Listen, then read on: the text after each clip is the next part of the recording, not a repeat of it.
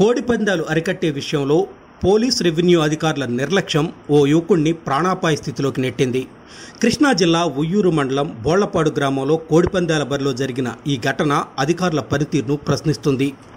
ఈ ఘటనను చిత్రీకరించడానికి వెళ్లిన మీడియా ప్రతినిధులపై పందాల నిర్వాహకులు దౌర్జన్యానికి దిగిన అడ్డుకోవలసిన పోలీసులు ప్రేక్షక పాత్ర వహించడం చర్చాంశమైంది.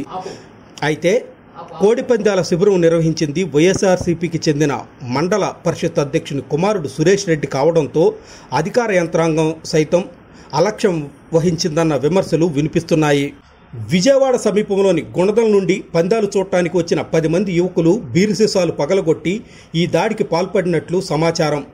పారిపోతున్న ఇరు వ్యక్తులను గ్రామస్తులు పట్టుకుని పోలీసులకు అప్పగించారు. గాయపడిన యువకుడి పరిస్థితి విషమించడంతో రహస్యంగా ఉయ్యూరులోని ఓ ప్రైవేట్ వైద్యశాలకు తరలించారు.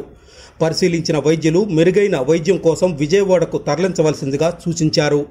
అయితే ఈ ఘటన తీవ్రతను తగ్గించే చూపేందుకు పోలీసులు అవస్థలు పడుతున్నారు.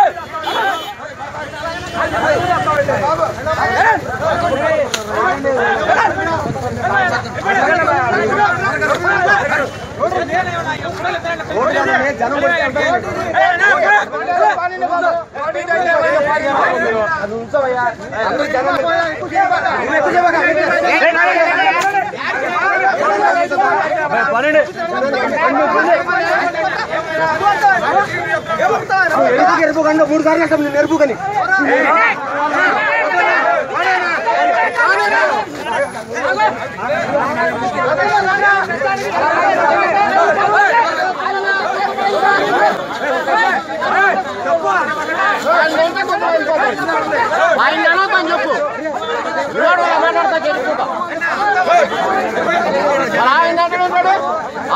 మాత్రం బాగా పదండి